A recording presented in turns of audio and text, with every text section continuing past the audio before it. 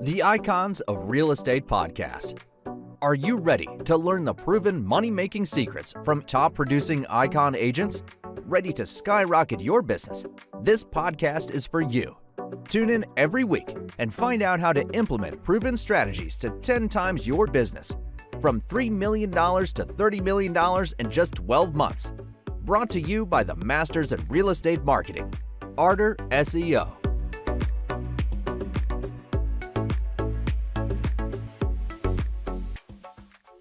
Welcome to the Icons of Real Estate. I'm Tim Calloway. I have a very special guest for you today with eXp Realty, the Gollop Group, Chuck Gollop. How are you, Chuck? In Bonita Springs right now, not Minnesota. Yeah, he's living the early snowbird life. But how are you, Chuck? I'm wonderful. Thanks for having me on. Yeah, man. I tell you what, that beach looks awesome. Maybe I'll drive over there and join you. We're gonna sit under that palm tree and have some Mai Tais. How's that sound? Yeah, I'm wearing a bathing suit. You can't see it, but I'm sitting 3 feet in the water right now. I believe amazing. you. Man, you are tall. I'm gonna just say that right away. No, thanks for coming on the show. I'm excited to hear your story. So let's just start there, Chuck. How did you get started in real estate, and really what got you to where you are now? Great question. So like everyone at the age of 6, I decided I want to be a realtor. Just kidding. Yeah. I actually wanted to be a policeman and did that for a little bit. I dabbled. I did it for about 25 years. Yeah, that's not much. Yeah. Yeah, I dabbled, tried it out. And I was medically injured, or if medically injured, I was injured and had to medically retire at the age of 43. Most cops work till they're 55 or so. So I did stand-up comedy after that. I'd actually traveled the country, jokes for pennies, Yeah. and decided I need to make a little more money. Yeah. So got into real estate thinking it'd be a little hobby job. No. So I closed on I did a comedy show on a Thursday night for $75. And the next day I closed on a house for $7,500. And I said, okay, it's time to transition and look at myself as a full-time realtor. Yeah. And pivoted my whole business and got rid of comedy. So that is one of the most interesting stories, and I've heard a lot, over 200 and some odd stories. I love that story though, because one, you did something that I truly respect, obviously, being an officer of the law, which is not easy, coming from a family of officers or peace officers. And then something that I not necessarily admire, but I respect the gusto to go out there and do, and be a stand-up comic. I've tried my hand as well before, just on the amateur nights and things, and it's not an easy gig. And $75 sounds like a lot compared to some of the numbers I've heard before. Hey, how about free? How about you do a 3-day stint? We'll see how it goes for free. And I'm like, wow, okay. But yeah, that's a fascinating story. So you got into real estate. Let's talk about how you found eXp. Did you start at eXp, or were you somewhere else? And then, obviously all the benefits, you found out about it and moved right over, right? yeah, actually, that's an interesting story too. So I started with another brokerage that some of you may have heard, and we'll change the name for legal reasons. Let's call it Schmeller Williams. So yeah, I feel probably never. Williams. So I worked with them for about 3 years, and then I went to a baby brokerage called Bright Birch Real Estate. And I was there about a year. That's where I started my team, and came down to Florida with my wife. I had no interest in Florida whatsoever. And once I got down there, I said, yep, we need to live here. So I went back to my and said, I'm going to start working in Florida. You've got a few options. You can get your broker license, or I'm going to be dual brokerage. She goes, actually, eXp has been calling me. We're kind of been negotiating a deal. Let's do it. So we flew out to eXp Con in August of 19, and the next day the whole brokerage signed up. Wow. We just went, I didn't get a chance to go, but the owner, Chris Reed and Tomas, who I think you've talked to, and Tomas Fonseca, they were out there in Vegas. And I don't know if you got a chance to meet with them, talk to them. That might be how this got hooked up. But yeah, they are head over heels, just love eXp. And Chris obviously is an agent with eXp, and just nothing but good things. Nothing but good things. And I try to be fair across the board. There's a lot of good companies out there. But you guys offer some really fantastic opportunities for agents. It's fascinating. And a lot of those Schmeller Williams type company, I don't know, I've never heard of them, but a lot of those places, it's you know, it's a bit archaic at some of them, you know. They haven't quite gotten what the times. Is that a good way to put it, Chuck? Yeah, I like that company and it was a good fit. I just knew the day I signed the agreement to start with them that I wouldn't stay. And I don't think that's a good attitude to have. However, I think most realtors end up changing a few times. I just knew it was going to happen sooner or later. Yeah, And when you talk about the benefits, and I don't want to turn into an EXP forum here completely, but the benefits to agents are great. But as a team leader with recruiting agents to the team or attracting agents to my rev share and yeah, all of the revenue streams, you just can't beat what EXP offers. I, never. it, I've had some pretty generous offers even recently for some Remax franchises, and yeah, it looked great on paper, but I just don't think it would touch all of the ancillary stuff I get at EXP for my team. Yeah. So let's talk about where you're at now. You're obviously not a solo. We've talked about, you have a team. So let's talk about your team a little bit. How long have they been with you? Who do you have? You don't have to name names, and you can if you like. But do they all have different? Are they all agents, or do you have, this person, that person? Go ahead. Yeah, that's great. So I started the team under Bright Birch. I had a friend who was a police officer at the time. She retired kind of as she was getting her real estate license. She's been with me since the start. Shortly after that, I brought on a full-time comedian buddy of mine, and his business to full-time real estate and he's a pretty successful comedian. So I've got that real breadth of police officer, comedian, and Right. actually very much like real estate. They're all the same job as far as they really are, same skill set for all three. Um, dodging You're, bullets on stage, opening you're just keys, and yeah, you're but just talking us all off the ledge, Chuck. pretty much that's the deal. But right now I've got about 10 people on the team. Most of my team is in Minnesota only. I've got an agent that covers Wisconsin, and then I've got 3 agents that are getting licensed in Florida. So Nice. that element of the team is going to start working down here. And also, I'm adding hopefully some Florida agents, always looking for good talent. So most of the team business happens in Minnesota. I'm in Florida half the time, and I'm kind of acting like a solo agent in Florida for the most part. Right. But we have those 10 people. We shuttered because EXP allows us to do that, and no one came to my office. So I shuttered my brick and mortar office. It was just a waste of money and time. And we are entirely virtual. And in fact, I have 2 virtual assistants that help me. One is kind of like my executive assistant, and one does all my social media and some ISA work. Nice. We can just pivot our business all the time. Right.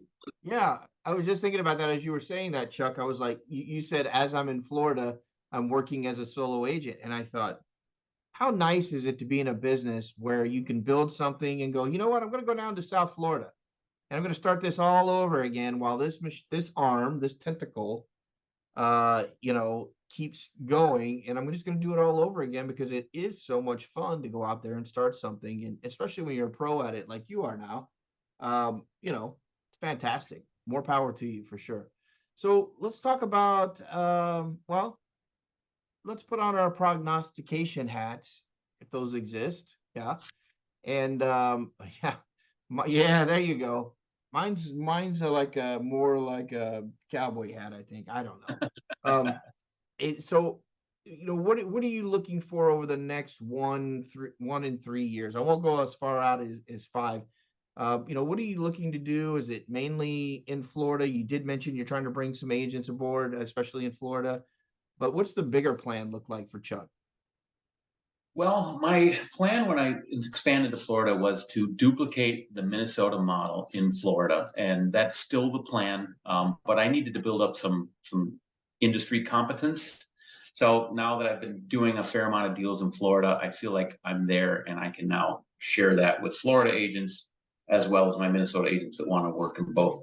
It is a great business model for the team that we have leadership positions that are available. We have a mentoring wing. We have some management types positions. And we can also duplicate that to Florida, where I just feel even as a real estate agent, you can really get stuck, and boredom leads to danger. So I like to give people some opportunities, and the Florida model allows me to do that. They can, like I do, live down here part time, live down here full time, fly down here to help clients. It just opens up a whole wing of opportunity. So my goal is to expand that, and then kind of take over management of both teams, have managers in charge of each wing, and hopefully, as I enter my nether years, enter more of a coast mode than I have been lately. So yeah, nice. That's why I'm here. But yeah, and I think we're pretty close to the same age. So yeah, we're both feeling the same way. So yeah, I I'm mean, look at me. 35. What's It's that? real estate. I'm 35. Real estate did this to me. Yeah. And how many years were you a cop? Wow, how does that math? That's a vortex. I always tell that I have to tell people, because I'll start hearing and I'll say, I'm 52. Okay, there we go. I got a white beard. What do you want? Yeah, exactly. You've earned it. Right. You've earned it. I'm not dying it. My wife's like, dye it. No. But yeah. So I love talking to you because you're a really happy guy and you interject a lot of good vibes, good feeling, call it comedy, if you will, into the conversation.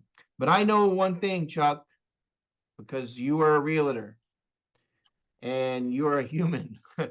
There's always probably something on a day-to-day basis that you would like to correct, you would like to fix, you would like to have help on. And if I had a magic wand, I went up to Universal Studios and bought me a Harry Potter wand, and I could fix whatever issue that might be, what would it be? What? Managing time, both for myself and in particular my agents. And I know this is hitting the core of your podcast, but all right. It is managing my time is hard because I am wearing both the management hat, the HR hat, which is quite the time suck, and then now I'm in production again, which is quite a time suck. But keeping my agents on task, and you can't motivate people; they have to find the motivation. But finding that motivation for them to start their day with energy and doing some of the arduous tasks that are part of real estate, calling 100 people and getting hung up on 95 times. That is, I think, the hard part. So keeping that going, it comes from organizational culture and finding a way for them to find the proper motivation. It all kind of goes together. Good answer. I love it. I do. So we know, you're now building a Florida organization, and you and I both know the numbers on Florida. I'm sure you've mulled over them far more than I have even.